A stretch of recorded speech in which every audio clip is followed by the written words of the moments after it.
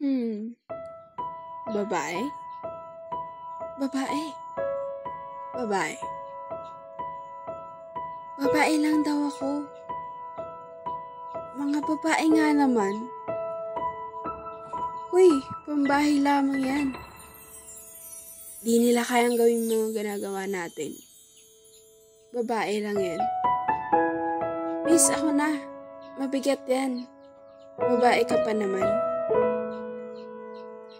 Kanang mag-aral, babae. Pagsisilbihan mo lang naman ang magiging asawa mo. Sari-saring mga puna ng mapanghusgang lipunan. Mga karaniwang naririnig na parang mga kuliglig, nakakainsulto, nakakabastos, nakakarindi. Mga katagang walang ambag sa lipunan, nagiging amag sa isang hapagkainan. Sinisimulan sa maliit na mga pang-iinsulto hanggang sa magiging pagpapahiya at pangkukutsa.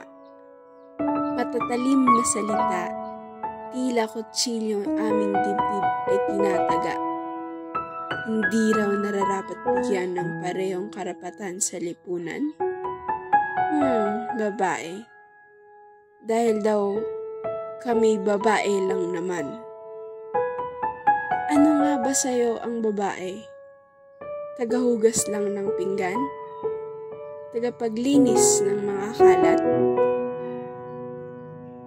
Tagalaba? At mga sunod-sunuran?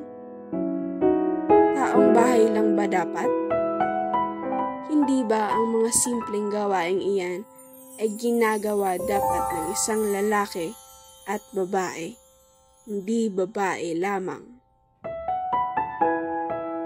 Hindi ko mawari sa mga daang taong nakalipas, hindi binibigyang pansin ang mga binibining may nais ding gustong tahakin. Mga rosas sa hardin, tila ayaw mawakan dahil sa mga tinik nitong mga matatalim. Ngunit hindi mapagkakailang mga kaakit-akit ang mga mapupulang rosas na marikit. Ang dagok ng panahong nakaraan, naitatak na ang mga kababaihay, sunod-sunuran lamang sa mga kalalakihan. Sinong Ponsyong Pilato ang nagpauso niyan at nang mabigwasan? Guys, kay sarap kaya sa pakiramdam ang maging isang babae. Awat mo na. Tama na ang mabulaklak na salita. Mga pawang pang-uuto lamang mula sa inyong matatamis niyong dila. Isang karangalan na maging parte ng mga kababaihan. Ako'y babae dahil nakatadhana akong maging babae. Babae ako. Karapatan ko ang mamuno, maliit man o malawak ang iyong kapatagan. Kung ang hari ay may kaharian, ang reyna na mayroong kadayangan. Babae ako.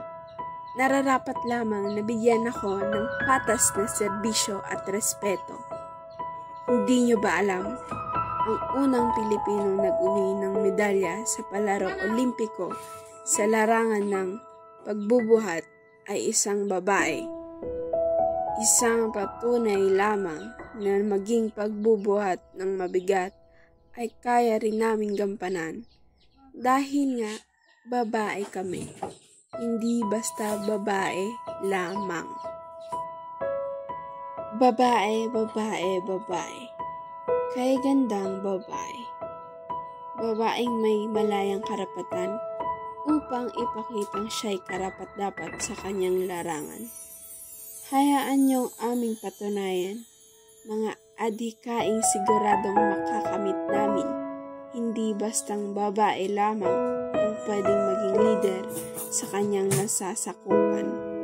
Hindi ang babae basta babae lamang. B-A-B-A-E. Babae. bahagyamang pinagkaitang lubos ang katulad ng mga ganitong unos. Binabangon pa rin ito ng panahon at tuluyang ipaglalaban ang patas na edukasyon, oportunidad at iba pa. Dahil babae kami, hindi basta babae lamang.